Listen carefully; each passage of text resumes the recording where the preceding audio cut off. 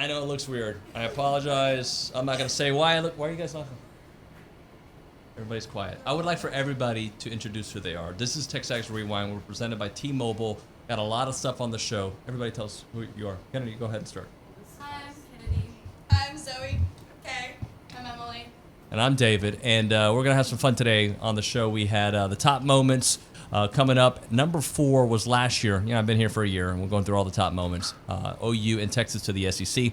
One of the big moments, we were on at ground zero when it happened, and we broke it all down as it happened, so we talked about that. We had Charean Williams on the show, a lot of football talk, NFL talk, but also obviously stuff going on with the SEC. That came up. We talked with Brett Ciancia, Pick 6 previews. His book just came out, went into depth with him. And with Pete Fiutak, who asked me if A&M, if they had buyer's remorse about entering the SEC. No, it was awesome. We do it all day.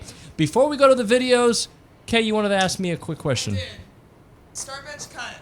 Beatles, Rolling Stones, Eagles. Go. I'm starting the Beatles.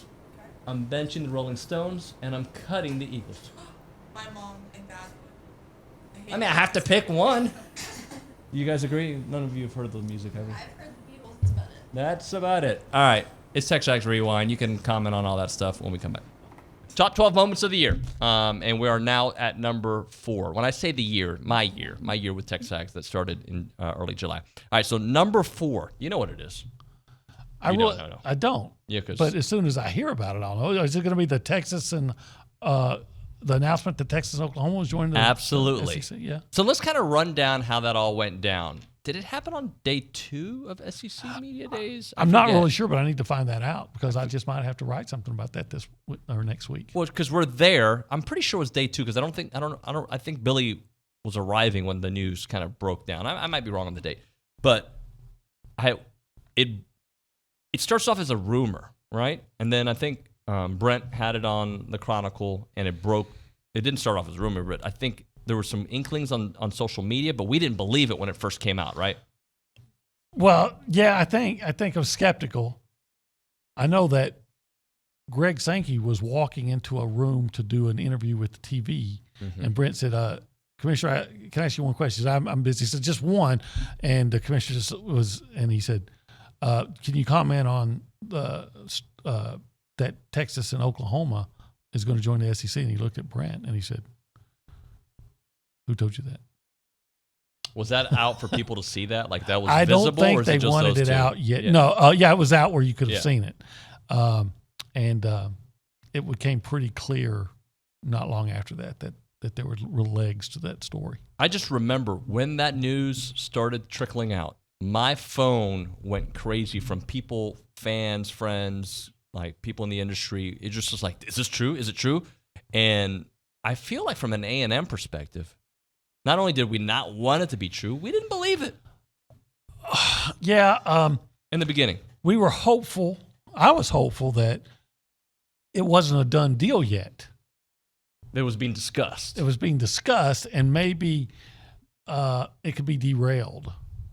Because, again, how often do I've never been divorced, but how often do those who get divorced want to get back with their ex? Well, this was a forced arranged marriage because, I don't know. I mean, I know there were people at A&M that knew about it, but on the football side, it didn't feel like anybody knew about it when it first came out. Yeah. In fact, when Jimbo was asked about, hey, Texas coming into the, I bet they would like to. Again, another soundbite. That didn't sound like something that, yeah, I know it's happened. That sounds like something that the coach is getting some information that he hasn't heard before. Right. I'm assuming, because I think it was right before Jimbo went on the podium that it was starting to break out. I'm sure his PR staff kind of let him know this is out there. Yeah. Okay, I'm sure. Yeah, I'm sure they want to get in the SEC. Who wouldn't want to be in the SEC? Great trio of Aggies going out there. Layden Robinson, Damani Richardson, Anaya Smith. All bring that level of professionalism and veterans that you want to see up at the podium to start the season. Charean, just some thoughts on those three, what they bring to this team this year.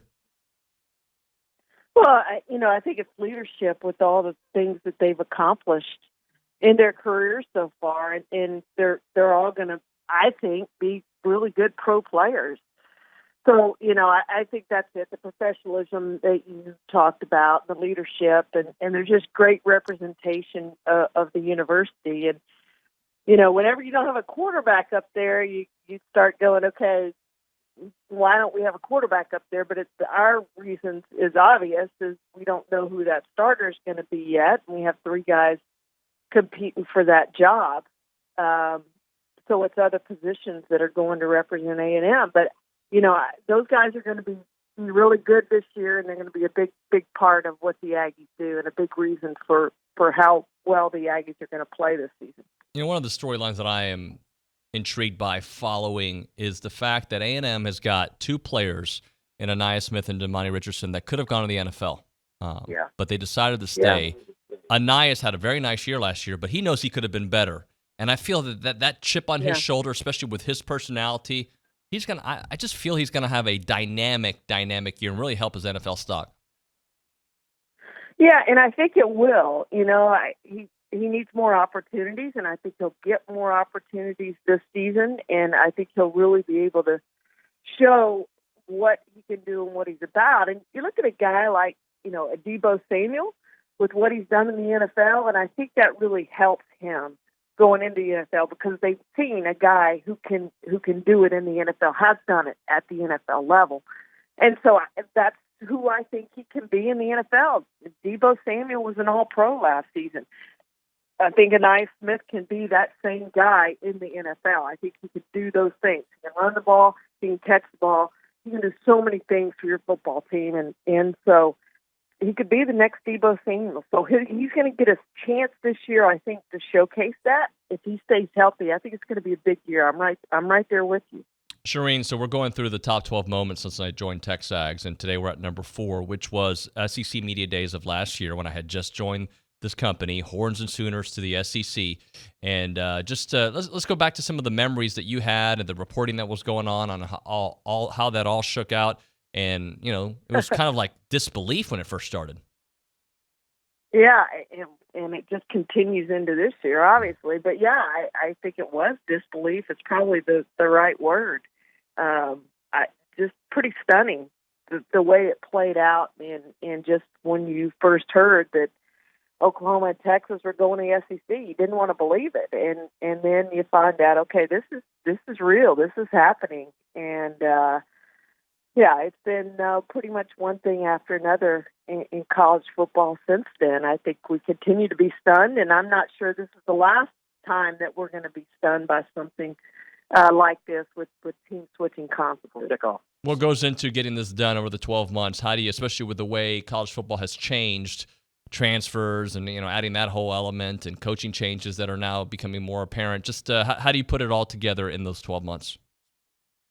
Yeah, well, it's really a whirlwind. This is a one-man company, so I'm doing all 66 Power 5 teams from scratch. So it really starts on fall Saturdays. I have 4 TVs lined up. I'm watching everything I can from noon till 2 a.m. with the Pac-12 wrapping up.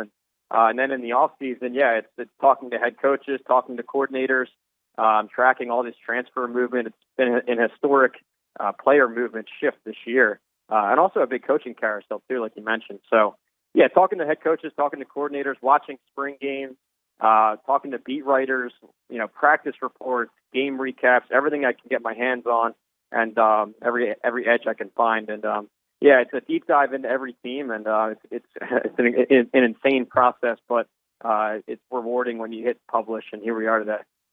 Hey, how do people get the book, by the way? Oh, thanks. Yeah, it's the pick6previews.com and then at pick6previews on Twitter. And the first 10 years of Pick 6 Previews, we've been named the most accurate Power 5 preview in America compared to all the ones you see on newsstands. The first 10 years, it was digital only. It was a PDF download. But for this year, first time ever, we have a hard copy edition, just like the magazines you see. So we have a magazine hard copy edition. Also, the downloadable edition is still there, too. So, it's a big step for Pick 6 Previews going hard copy. So excited to get that out. How are you feeling about A&M this year? I love Texas A&M, and I was on. I think it was during the 2020 season weekly with Gabe Bach, and I enjoyed talking with the A&M people. And I've been saying this for years that this program has so much potential. It's been building since the Jimbo hire. There are a lot of factors that schools can't change, right? Location, size of school, fan base, stadium size, facilities. It takes longer to change those. Conference affiliation is tough to change. But at one by one, A&M has knocked off the whole list. I mean, they have everything there at their disposal, the SEC label, all the resources in the world. And now you bring in a national title head coach and great recruiting staff. I knew it was a matter of time until A&M was pushed into the top 10. And here we are signing the number one overall class in 2022, number one recruiting class ever. And people will try and, knock that down or, whatever the all-season bickering was. I don't buy it because under Jimbo Fisher, he stacked these classes year after year. A&M had never had back-to-back top 10 classes until he took over. He's done 4 of them in a row, a couple top fivers in there, and they're now number one. So, I put this in the preview book. I have A&M number 5 in the country, just outside the playoff, and I have them, if I could do a future pick, I have them making the playoff in 2023, the way this roster is lining up. When you're Texas or OU, you may have done a great job in the Big 12, but I think unless you have that kind of quarterback in the SEC, the depth takes so long to develop and get it there. It takes a longer time, but I would do this move all day twice. Do you think, then going back with that generational quarterback and everything that you saw, do you think that Texas A&M would have gone to a college football playoff right now had it been the big? You obviously know the program better than I ever would. I would surmise that Texas A&M being bound by nothing could have still had Jimbo Fisher, and I think because it's Texas, the state of Texas, could have still had roughly the same level of athlete. And you still would have had Johnny Manziel because remember, he was kind of ran in the world of Andrew Luck and Garrett Gilbert, I think, was the other quarterback who was the hot guys coming out. He was kind of also ran in the mix. But that's just obviously speculation. But do you think they would have at least made a college football playoff at least once if you're going with my premise that says that they still probably would have been great under Kevin Sumlin or probably still could have gotten Jimbo Fisher if that flamed out? I think the schedule been played out a little bit differently in 2012, maybe they do. Johnny gets hurt, and the Florida game early on, which they almost won, which is where I think America kind of, they might be up to something here. Under that scenario, potentially, sure. But I do think getting Kevin, the entrance into the SEC, the kind of renegade mentality that this whole city community took from going to the SEC and being the first ones to leave. I think that took on a lot. And Missouri too, by the way. But remember, Missouri actually went to a couple of SEC championships there as opposed to A&M. So they were in that mix as well. But you're right. So that's kind of the argument to this whole thing is that you're right. That's when it comes to the changing conferences, what it does for a fan base, what it does for a school, what it does for the branding of that school, and where it fits in your alignment. Absolutely. And I'm really, really, gross generalizing here, but the speculative from the contacts that I get, Texas A&M is almost a little different because it's still, of course, it's an SEC school, but it's still a newbie. It's still, not part of the old school tradition. And you can kind of tell, as we just alluded to before, that this still is, it's been a slow climb, but it's a program that hasn't really achieved that success yet, but you can kind of see where that it's coming. You can kind of see that with what Jimbo's doing, that on the horizon is going to be something special. So you don't really have that sort of SEC misery that even Alabama. I go on with a friend of mine, Ryan Fowler, all the time with Tuscaloosa, and they're miserable. They won the SEC championship, got to the college football playoff. This magical, amazing season, had a Heisman. And it's like a funeral around there. Right. So every other major SEC program, if you're Georgia, if you're LSU, you can't lose. Florida had a bad 3 weeks. They went from being, this close to knocking off Alabama twice and an amazing SEC championship season 2 years ago to firing their head coach because Mullen and that program couldn't pivot back after a rough couple of games. You can't lose ever. But Texas A&M's base doesn't seem like it's there yet. It doesn't seem like it's living the miserable life of the SEC fan base. All right, so I don't know if you guys can see. Dalton, just show your hand. Just show where you are. Dalton's working. He's over there working. It's so weird that he's on the floor. I know.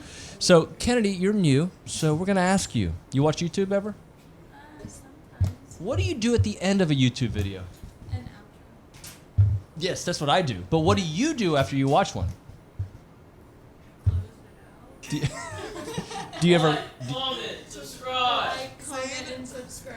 God, this is really one of the best ones we've ever done. Thanks so much for watching. We'll see you next week at SEC Media Days.